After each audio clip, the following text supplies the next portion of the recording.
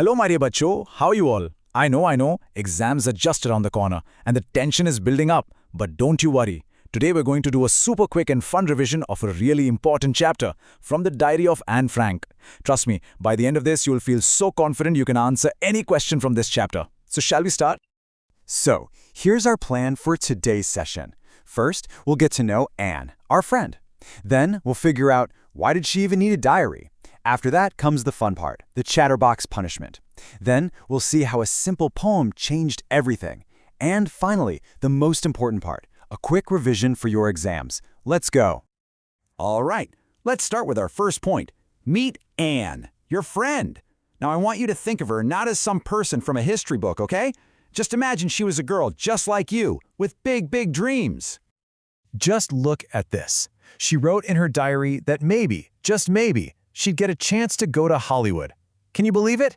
She had such big dreams. Just like you might dream of becoming a scientist, or an artist, or, I don't know, a famous YouTuber. She was just like us. So relatable, right? Okay, so let's quickly get some background. Just the important bits. She was born in Germany in 1929. Then her family had to move to Holland. A sad thing happened in 1941. Her grandmother fell ill, and then in 1942, she passed away. And that's the year Anne started writing her diary. This date, 1942, is important for our story. So that brings us to the next big question. Why a diary? I mean, why did she feel the need to write everything down? Let's find out about Kitty. Now this is super interesting, bacho.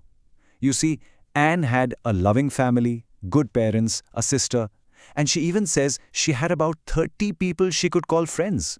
30! And yet she felt all alone. Have you ever felt like that? You're in a big group, but you feel like there's no one you can really, truly talk to. That's exactly how she felt. She didn't have that one true friend. And that's why she wrote this famous line, "Paper has more patience than people." It's so true, isn't it? You can tell paper anything, your secrets, your fears, and it won't judge you, it won't interrupt you, it just listens. So her diary became that patient friend she was looking for.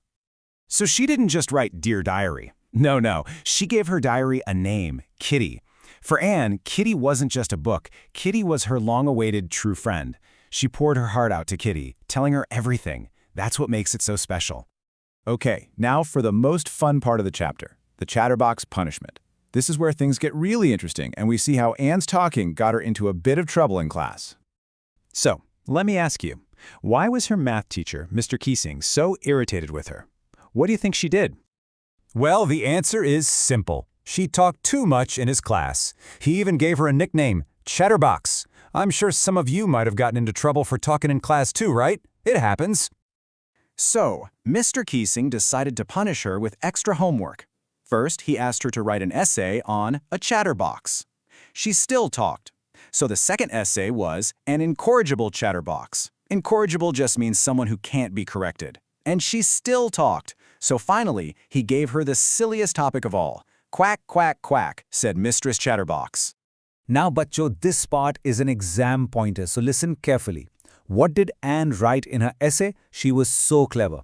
She wrote that, okay, talking is a student's trait and she'll try her best to control it. But then she added a brilliant point. She said she inherited this trait from her mother, and you can't really do much about inherited traits. What a comeback, right? So smart. This brings us to how a poem changed everything.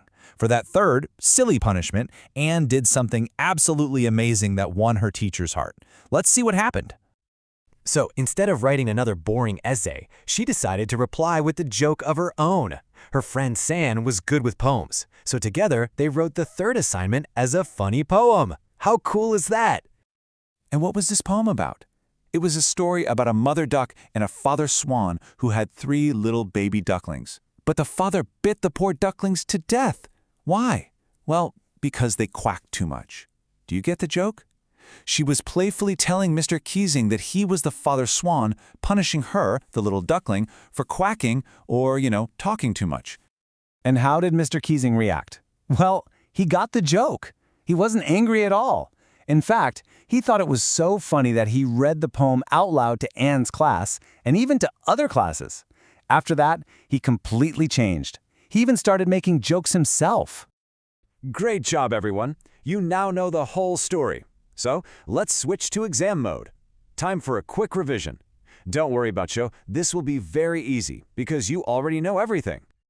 Okay, first exam question. A very common one.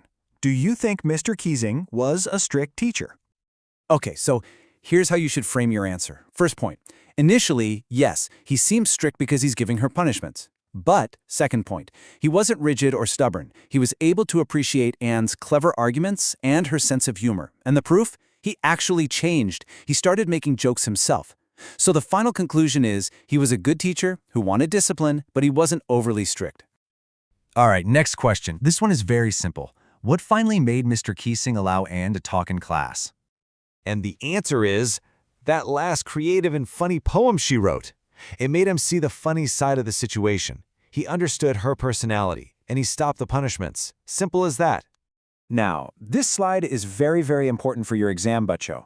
A question on Anne's character is almost always asked, so let's quickly revise her traits. She was intelligent and witty. We see that in her clever essays. She was creative. I mean, who writes a poem as punishment? She was, of course, very talkative. That's what the whole story is about. And finally, she was perceptive. She understood herself well enough to know she needed a true friend. Please remember these points. So let's end with this thought. Anne's words, they built a bridge between her and her teacher. It changed everything. So I want you to think, what bridges can you build with your words? How can you use your voice to connect with others? Just something to think about. That's it for today, my dears. You are all so well prepared now. You are going to do great in your exams. All the very best.